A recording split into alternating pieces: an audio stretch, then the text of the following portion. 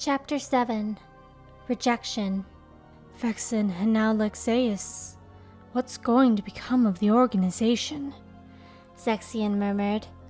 As if perfectly timed in response, the air in the chamber wavered. Zexion looked up, and there was Axel, who should have been somewhere above ground. Nomine's betrayed you. Sora's eliminated Larxene. Smirking, Axel stepped closer. The question is, which one of us will be the next to fall? Zexion frowned in distaste and spoke without looking at him. It might be you. Me? I doubt that. Axel folded his arms.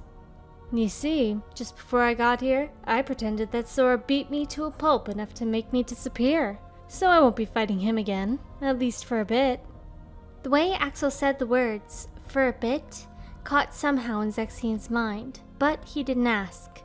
Which means the next to fall will be Marluxia. Axel went on with a faint smile at his lips. Sora beat you, so there's no way he'll lose against Marluxia. Is that what you think? Said Zexion. Even though he had been placed in charge of the castle, Marluxia was only number 11 in the organization. And while a higher-ranking number did not necessarily indicate greater strength, Axel, who ranked at number 8 and was closer to him, saw Marluxia as a lesser opponent. I'm saying Marluxia tried to use Sora to take over the organization, said Axel, as if concluding an argument. Sora will be the one to eliminate him. At that, Zexion looked up to press him further. Then, our reason for obtaining Riku is no longer valid. Are you saying we'll have to dispose of him? You want to go up against Riku after he took down Lexaeus? It was not likely that they could win against Riku. Not if Riku had defeated Lexaeus, who had prided himself on the warrior strength that led him to hold his own against the highest-ranking members of the organization. Certainly not Zexion himself. He never had the slightest intention of facing Riku head-on. I'll do things differently, Zexion replied, a slight smile coming to his normally expressionless face. I'm sorry, Riku. As he sank deeper and deeper into the darkness, the replica was sure he heard that voice. He wasn't Riku, and yet he was glad to hear Namine call him that, he thought dimly. We did make a promise, didn't we? On the night of the meteor shower, I promised to protect her. You were my crime, and my punishment. Don't say that. He wanted to scream, but he couldn't. If he did, it would hurt Namine. If only somehow my prayers could reach you. They are reaching me, Namine. See, I'm already free. Light shone on the replica. It was the light of Namine's hope. Where? The replica heard himself say, and then consciousness returned. It was the same great hall in which he'd fainted before. Namine? It must have been Namine who called to him, but she wasn't here. What happened to me? All he knew was that he was not Riku. He was a fake, created as a copy of Riku. But that didn't matter. Only one feeling filled his heart, the wish to protect Namine. The replica began to run, to where Namine must be. I'll have all my friends' memories so I can piece my own together again. Sora was shouting at Marluxia and Namine. It sure would be nice if I could do that, the replica thought. Marluxia snorted derisively at Sora's claim. Ignorant fool. When Namine uses her powers to erase your memory, you'll be nothing but an empty husk. Your heart will no longer feel or care about anything. Just like that pathetic imitation of your Riku. As Marluxia was ranting, the replica dashed in under his guard. My heart can still feel, and it can still care about people. I wouldn't be so sure, he said evenly, and slashed up with his sword. The unexpected blow knocked Marluxia to his knees. It can't be. Riku! Sora ran toward him. The replica didn't turn. No, only an imitation. And he pointed his sword at Marluxia again. You're a shell, a husk who had everything taken, everything, Marluxia spat. What did I ever have to lose in the first place? Both my body and my heart are fake. the replica replied, sure of himself now. But there's one memory I'll keep, even if it was just a lie. Whether it was a phantom promise or not, I will protect Naminé. She stared at him silently.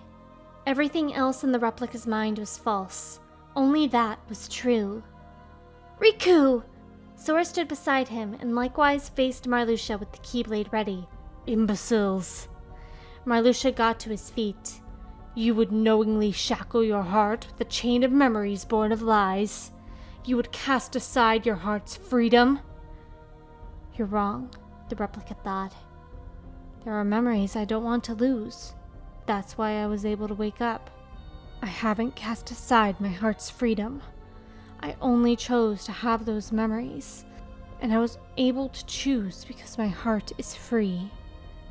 Pale pink flower petals began to swirl around them. You turn from the truth because your heart is weak, and you will never defeat me. The petals took the shape of an enormous scythe in Marluxia's hands, and he swung it at Sora and the replica. Ugh! A step ahead of Sora, the replica managed to block it. Sora, now! At his cue, Sora leaped into the air to bring the Keyblade down on Marluxia's head, but Marluxia flung the replica back and raised his scythe in time to ward off the blow. "That's not all I've got!" cried Sora, jumping up again as soon as he landed. "Donald! Goofy!" As if they timed it all from the start, Donald hurled a spell at Marluxia. "Firaga!"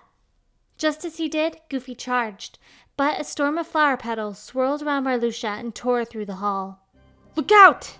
Without sparing time to think, the replica picked up Naminé and jumped out of the path of the petal cyclone. "Riku!" In his arms, Naminé was looking up at him as if she might start to cry. I'm not Riku, the replica told her, his voice low and firm, and led her down behind a pillar. In the middle of the room, Sora and his friends were getting tossed around by Marluxia's attacks. "Thank you, replica," he heard Naminé say from behind him. He was already running back into the fray to swing his sword. Marluxia knocked him aside with the giant scythe. You're only a replica after all. You'll never strike a blow against me. He raised his arms and pink flower petals choked the hall again. Catching his balance, the replica ran into the lee behind a pillar, breathing hard, and waited for the storm to pass. "How do we hit him?" yelled Donald. Don't lose your cool. There has to be a way, the replica replied. Then he found a break in the room and darted in like a needle to charge at Marluxia. Sora, now! "What?" said Sora, hesitating. The replica looked back and shouted, Trust me, come on! "Okay!" Sora hurtled after him. Marluxia swung the scythe as if he'd been waiting for them, but the replica caught it with his sword. What? Marluxia sputtered, taken by surprise. They couldn't afford to miss the opening. Jump, Sora! cried the replica. Taking the cue, Sora jumped into the air and swung the Keyblade at Marluxia's head. Neither of them could have stood a chance alone, but together, no, with all four of them, they just might be able to take him down. Even if it's just for now, we're fighting on the same side. "Donald, let's have some magic," the replica called. "Right, Firaga!" Donald let loose a fireball. Then the replica added, "Goofy, this way!" Goofy ran in at Marluxia. Having knocked aside the Keyblade, Marluxia raised his scythe to block the fireball, and then Goofy was there to ram him with his shield. Ugh! Marluxia wavered on his feet. "Sora, now!" The replica and Sora both launched, their weapons striking Marluxia at the same time. The moment the replica felt an impact of a blow landing, Marluxia's body turned to a cloud of flower petals, which whirled about and finally scattered. Is he gone? Goofy nervously peered at Sora. "Looks like it." Sora faced the replica, holding up his hand, palm forward. Somehow, he felt a little silly about it, but the replica met the high five. Donald jumped in triumph. "We did it!" Now we can get our memories back. Goofy smiled at Naminé, who came out from behind her pillar. "No, not yet." She shook her head. She's quite right. What you destroyed was only an illusion of me. In the back of the room, in front of the big door, flower petals swirled together, coalescing into a humanoid shape, which became Marluxia. So what? The replica rushed at him, swinging his sword, but Marluxia only disappeared in another cloud of petals. Another imitation. The replica fumed. A single card drifted to the floor in front of him. Does that mean the real Marluxia's through there? Sora picked up the card and turned to Naminé. Yes, she replied with a tiny nod. I knew it. I can feel his power. Like it's going to explode any minute, Sora murmured. Then we gotta do something before it goes off, said Goofy, though he sounded as cheerful as ever. Let's go, Sora! Donald waggled his wand impatient. Yeah. Sora turned back to the replica and Naminé. Riku, you protect Naminé. He was smiling as he said that, as if he trusted the replica with anything. The replica almost wanted to run away from it. He had to look away from Sora, and his voice was small when he said, You don't mind? He was nobody. His memory was fake. His very existence was a sham, a being with no self. But Sora was talking to that person as if they'd always been friends. It hurt. Should I? Sora only grinned mischievously. All right. The replica turned to Naminé. She gave him a tiny nod and smiled. He nodded in reply. Don't forget your promise, Naminé said to Sora. Those words made the replica's chest ache. I know. I'll keep it. Sora nodded, determined. Sora, come on, said Goofy. The trio stood in front of the door, and Sora held up the card. He had no idea what was happening beyond the door. All he knew was that enormous forces were clashing there. The replica and Naminé stared at the door in silence. Sora will be okay, right? She murmured, barely audible. The replica turned to her. He's your hero, isn't he? If he made a promise to you, there's no way he'll lose. You're really nice, Riku. Naminé gave him a shy smile. It was a smile he knew from his memories, the same as when she'd given him the good luck charm, the replica thought sadly. That memory and these feelings, none of them are real. He didn't want to look at Naminé's smile. She turned away. Thanks, Riku. I mean, replica. He said nothing, only staring into space. As Riku headed for the next floor, he felt a shockwave and a rumble that went through the floor like some colossal creature roaring. What was that? He yelled. After a bit, the rumble quieted, and the castle returned to its usual stillness. But then, Riku noticed something. One of those senses died. A really strong one. Huh? Someone was there to answer him. The keeper of this castle, Marluxia, has just fallen to the Keyblade Master, said the man who suddenly appeared, approaching Riku. Keyblade? You mean Sora? Sora is here? Riku demanded. The man only blinked at him, distinctly unimpressed by his outburst. Yes. Do you want to see him? Or rather, can you face him? What's that mean? Riku shot back angrily. Darkness, indeed. And some shadow still nests within your heart. Do you intend to face Sora like that? Are you not ashamed? Riku hung his head. He should have overcome Ansem back then, but everything around him was still reeking of darkness. Sora's fate is to battle the darkness, the man went on. He must oppose anyone who hosts darkness in his heart. That is, you. If you refuse to believe me, well, you had best see the truth for yourself. Riku caught the card the man tossed his way. The picture on it showed a little island, dotted with palm trees in the blue sea. This card! This is our... Yes, it is your home. Now, go and grasp the truth. With that, Zexion left him. Gazing at the card in his hand, Riku murmured the name of the home he still missed. Destiny Island. Sora had finally defeated Marluxia. He and Naminé exchanged a smile. The replica looked on in a daze. You okay, Riku? Sora asked. Startled, the replica looked up. I'm not Riku. I'm a fake. I can't remember why I was created, or where, or when. All that's inside of me is memories of you and Naminé. He shook his head, and his gaze dropped again. But I know they aren't real. Say, Naminé, Can't you use your magic to get Riku's memory back to normal? Goofy wondered. Well, She started, but then only hung her head miserably. The replica was only a copy created out of nothing. To get his memory back to normal would only erase everything. It's alright. I'll deal. He turned away from them and started to leave. He had no idea what to do, or even what he wanted to do. Wait! Sora cried. The replica stopped to listen. Who cares if someone else made you? You're you and nobody else. You have your own heart inside of you. Those feelings and memories are yours and yours alone. They're special. Sora's words were so well-meaning. The replica held back the tears that welled up in his eyes, but didn't look back. You're a good guy, Sora. I don't have to be the real Riku to see how real your feelings are. That's enough for me. Right now, that's all I need, the replica thought. It's enough that I got to meet Sora for real. Riku! When Sora called that name, he began to run, as if he had to get away from it. Finally, the replica stopped running and stared hard at his feet. His body was fake, and his feelings too, and he envied the real Riku from the bottom of his heart. Sora's friend, Riku, the one who truly had the power of darkness. Even the darkness that surrounded him was fake. Hey there, Riku. He looked up.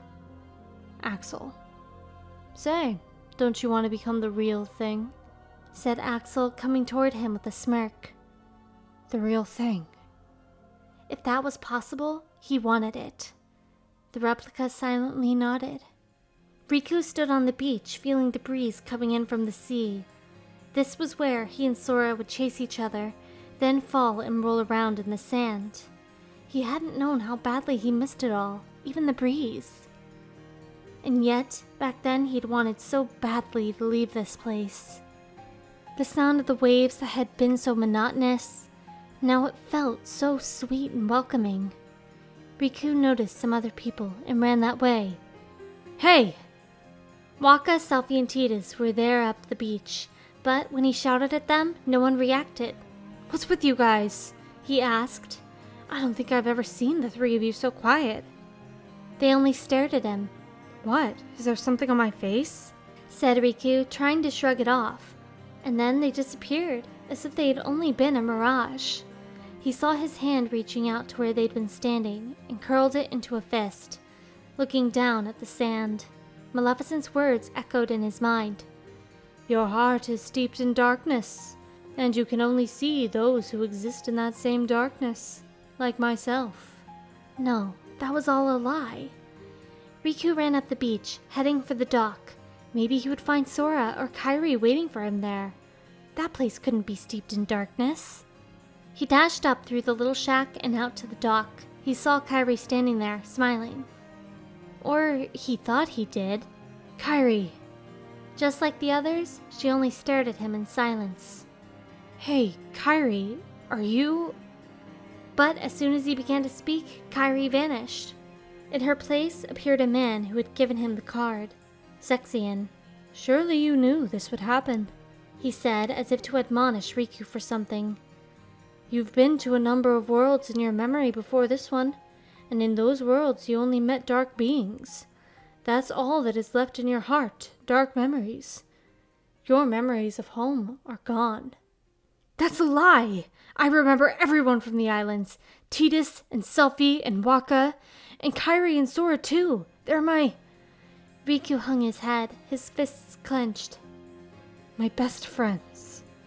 And who cast aside those friends? Have you forgotten what you yourself have done? You destroyed your home. Zexion shouted, and darkness enveloped them.